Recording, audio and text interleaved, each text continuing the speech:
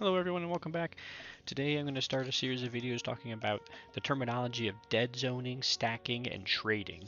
This is going to be a series of 3 videos. This first video I'm going to just kind of go into the terminology, go through some examples, and discuss some basic concepts around playing with those terminologies. In video 2 I'm going to go into the exceptions to all those concepts I give you, because there's definitely, it's a complex game. There's exceptions to the rule. That's going to be kind of a fun video. I like that one. The video 3, I'm going to take it to the Navy. So I'll touch a little bit on it here in video 1, but I'm going to leave more so the Navy has some unique circumstances when it comes to stacking and dead zoning and trading. So I'm going to leave a little segment for its own talking about Navy on the video 3. So here in this first video, I just want to make sure that we're familiar with the terminology. I think a lot of people, when they start playing Axis and Allies, they have a general concept of how to play it and what they're doing, but they're not necessarily using the terminology. And this terminology is going to be really important, especially if you follow my videos, because I'm going to be starting to enter into a series of videos where I'm going to start using that terminology. I'm going to say this is a dead zone, or this is a stackable area, or I'm going to just trade here, light trade, heavy trade. I'm going to use this terminology, and I want to make sure you're familiar with what I'm saying. So, like I said, I'm getting ready to plan a series of videos talking about India and Africa. It's going to be probably a long series of videos because there's a lot to talk about there. But I'm going to use this terminology. It's important you know what I'm referring to when I go into it. So I'm just going to pull up a map I have. Like I said, I think most people have a pretty good idea intuitively what they're doing with a basic kind of the early stages. So I chose a map that's a little bit more complex here, a little more going on in this frame here. But before I actually talking about specific spots and specific things, I want to go into the terminology. So when I'm talking about a territory or a sea zone is dead zoned or it's stackable, I'm talking about in reference to my units I'm moving into that territory and whether they can live or die, basically. So if I move all my units into a territory and the opponent has a greater than 50% chance of wiping all my units out, killing them all by sending everything they got, then that's a dead zoned territory because they can kill everything that I put in there. They are as good as dead. Well, potentially dead. It's a dice game after all. So if there is less than 50% chance of them able to wipe out all of my units, I'm going to call it as a stackable territory. So in that terminology, because I'm using 50%, either greater than or less than 50%, determining a territory as being stackable or dead zoned, it really just leaves that dichotomy. There's no other options. Okay. Now, that being said, beyond the strategy of this video, just because a zone is stackable doesn't mean you should stack it. Just because a zone is dead zone doesn't necessarily mean you shouldn't move into it. There's exceptions to that. So we're going to talk about all that. So just to give a little, just real kind of a little bit of a silly example, but just to talk about a stackable territory. So let's look at this in terms of Germany. Say it's Germany's turn right now. If they moved all of this down into Italy, there's no way the U.S. could kill their units. Their units are safe. They can move all of it into Italy, and U.S. has what, 3 infantry, a handful of planes, and the battleship cruiser. They're not going to win that back if Germany moved all in. Again, I'm not saying that's what Germany should do. I'm just saying that means, by definition, Italy and Southern Europe here are stackable territories for Germany.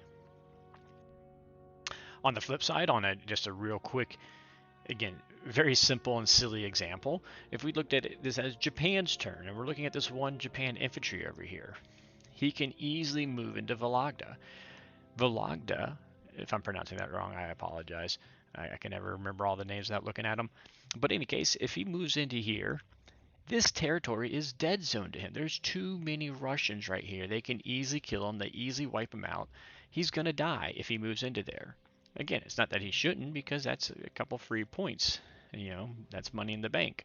But it is a dead zoned territory because there's more than 50% chance of the Russians killing him.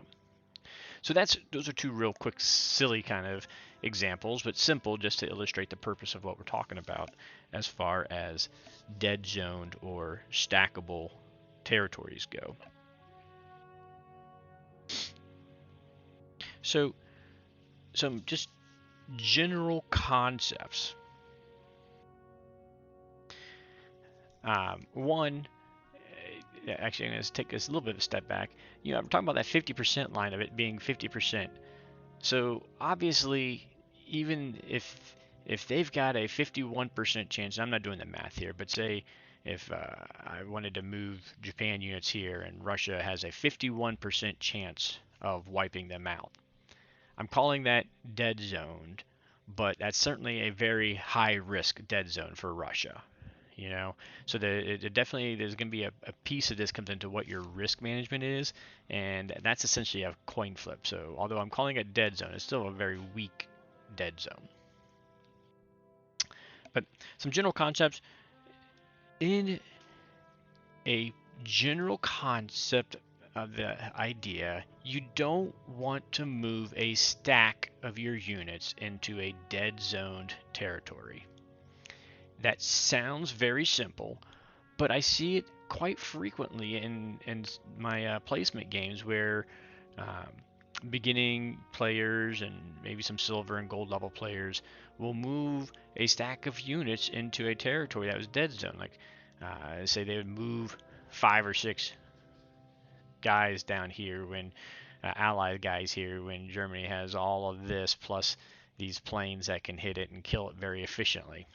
Because, if you've got a stack of 5 infantry here, Germany only really needs to send 4 infantry plus their 6 planes, and they can kill that 5 very efficiently at less cost to them. So, as a general rule, don't move a stack of your units into a dead zone territory. Yes, there are exceptions to this. Go to video 2 if you want to discuss that. Second rule. If you can stack a territory, then you really should look at doing that. Because if you stack a frontline territory, then the other team can't trade you for it, can't get that money back, get that IPC back. So kind of in this example here, I know Japan's looking at doing something down here in Italy, but if this was Japan's turn and we took all of these units they had and moved them to Caucasus, I'm pretty sure I didn't actually do the math, so I apologize. I didn't pull out the calculator, but pretty sure they could have this stacked in this particular case. So in that case, it'd be better for them to stack a 4 IPC territory versus a 2 IPC territory, because then Russia can't trade the 4. They can only trade the 2. So that's taking 2 income away from Russia. So there's certainly obvious examples of when you don't do that. For example, I'm pretty sure if Russia moved into Novo here and UK reinforced it, they could stack Novo from Japan. But of course that'd be silly, because then Japan could just take Moscow. So, not always do you move into a stackable territory, but as a vast majority rule, if it's stackable in the front lines, then you want to look at the prospect of stacking it, because it's better to hold that territory than to trade it. So that's my last thing, is trading. So trading is when you move some units into a dead zone, such as this guy moving into here, into a dead zone territory, fully expecting to trade it back to the other team, to the Russians in this particular case. So, up here in the front, UK came up and they traded Poland here, obviously realizing that Germany can easily kill it, and they're hoping to trade back and so forth. So you had the trading going in there for dead zone territories. Now, again, not always do you want to trade. There's examples of times when you don't want to trade, just leave it dead zoned. Uh, I will discuss light trading and heavy trading throughout my videos. And as a general rule, light trading is such as if I sent this one Russian against this one Japan with some fighter help. That's light trading because there's a decent chance he's going to hit back. I'm only risking one unit. I'm probably going to kill his one unit. He'll probably kill my unit back. So I'm probably going to trade one for one ultimately and maybe get that 1 point IPC and maybe get lucky if I win and then get a defensive hit. So that's light trading in my terminology. Heavier trading would be just a quick example. Well, we'll look down here. If it was German, well, I don't want to say German. If it's down here, we got Japan's turn and they can't stack this because they're going to be doing some business into Africa and India and they don't want to use all their units there. Then they definitely want to take this though. So they're going to use at least 2 infantry plus or more plus all of their fighters to wipe it out in case he gets one hit. They're still going to get it. So basically, heavy trading to me is using at least one more unit than is defensively in there plus air to kill it. Light trading would be using equal units, or sometimes, kind of in that example where you got a whole lot of air, you can use less, maybe one less land unit than they have and take it, such as that example I said where there's 5 infantry and only using 4 but 6 air. So that's kind of my idea of light and heavy trading.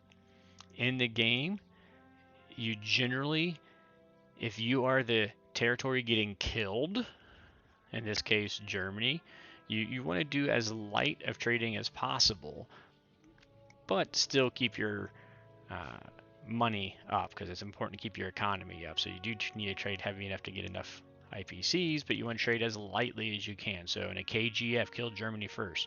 Germany wants to trade relatively lightly, especially with the UK and US. If this was a KJF, then Japan wants to trade real lightly. They kind of conserve their land units and trade on the outskirts very easily. Not often are we trying to kill USA. US is normally trying to build up units for attacking one way or the other, but um, it doesn't really apply to them. However, if we look at Russia, whether this is a KJF or a KGF, they're always, for Axis, it's kill Russia first. So they're kind of in a unique position in the fact that on one side, they're going against a team they're trying to kill, so they want to trade heavier against a team you want to kill. But on the other side, they are being attacked, and the Japan is trying to kill them, so they want to trade lightly on this side. Meanwhile, again in the KGF, as I applied, US and UK want to trade heavily with Germany. They want to take as many territories. They want to be confident in taking it. Sometimes they can put 3-4 units in each of these territories and just make it even harder for Germany to trade. So you want to trade heavy on the territory, on the power you're trying to kill, and trade lightly on the power you're trying to help keep alive. So looking at this, we're going to say, so this is Russia's turn. So just as a quick example, looking at this from Russia's point of view. So this territory of Vinkai, is it stackable? Is it dead zoned? So they do have 3 infantry, 7 tanks that could come back, 6 fighters, and a bomber that could retaliate. So that's 17 units that they could hit retaliating there. So if we just look at it as 1 infantry going in, then yeah, no, it's not stackable. However, what if we sent 1 unit and we sent 4 tanks, and then the UK could send a tank, a bomber, 7, 8, 9 fighters? Possibly. I lost count of my whole total numbers. I think it's still dead zoned. So I would say that's the pretty well dead zone territory, but they can still trade it. What about here? Here If we moved one unit into Novo, then all they would have is one infantry and the 7 airplanes that can attack the Vologda. So that is potentially stackable for Russia, and they should possibly consider that. There's a lot more complexities to the game, but just saying it is. As we already discussed, this really is a stackable territory. Um, in this case, the Caucasus would be dead zoned to them. I'm not going to do all the crunching of the math, but I'm pretty sure even if Russia moved everything in there, which would be silly because they could lose Moscow, and UK moved in there, there's probably still enough stuff here for Japan to kill them. So Caucasus would be dead zoned to them. Uh, Interesting, if we come up here, since Germany's turn is next, if Russia moved everything in here, they'd be moving into a dead zone because there's more than enough Germans here to kill anything that Russia can put into Belarusia here. So that would be a dead zone territory. If we flip, say we go through this turn and it becomes Germany's turn, because this is where Germany has interesting choices here. If we come around here and we look at the France and Northwest Europe, if they moved everything they could there, that the 31, 32, 33, 34, 42 units that they could move into France, Northwest Europe, I believe they are still dead zoned. I did not pull the whole math up, but we got 4 transports of UK plus some fighters, and then we've got all sorts of Americans here. 4, 7, 8, 9, 10. So that's at least 20 units of the U.S. Maybe they could come back and stack those. I'm just not going to do the math um, in this case, but they're probably dead zone, and it certainly wouldn't be a smart move for them to go into there right now, because they're most likely leaving Berlin, or they're going to have to give up the eastern front here. So we're going to say that these are dead zone. I'm going to, again, not doing the math, but assuming all these fighters and bombers that America has, they probably have it pretty well dead zoned. That being said, we already talked about these territories are completely stackable for Germany. So would this territory be stackable? Poland would be stackable, and actually may be something they really need to consider, because they can probably hold Baltic, hold Berlin, maybe do some trading, and use a stack to take it and prevent the Allies from getting some tradable income there next turn. And then the last territory I'm going to look at this video is going to be looking here. So this is one that is actually when the Allies moved into here, so I'm going to take this from the Allies' perspective, they actually moved these units into a dead zone. So for the Allies, they are actually dead zoned here. But why did they do it? They've got 5 infantry and 1 AA. Germany has 1 tank and this 6 air that could hit it, and it's actually in favor of Germany wiping them out. But as you can probably guess, that is at a significant loss for Germany. They're going to lose air, they're going to lose a tank, and really not gaining much out of it. So that's one of those exceptions, and that's going to be my predecessor to video 2 of this series, going into the exceptions to the rule. So again, just real fast to reiterate, don't move a stack into a dead zone most of the time. If you can stack a territory to prevent it being traded, then do so, unless that puts you in a bad position. And heavy trade with the power you're trying to kill, light trade if your power is trying to be killed, and you trade those dead zoned territories, or if you do not have the capability of stacking or don't want to stack a territory. All right, so that's the quick terminology. Like I said, next round, next chapter, we're going to really go into looking at a number of different examples, actually, of dead zone exceptions. Have a good night, and I look forward to talking to you then.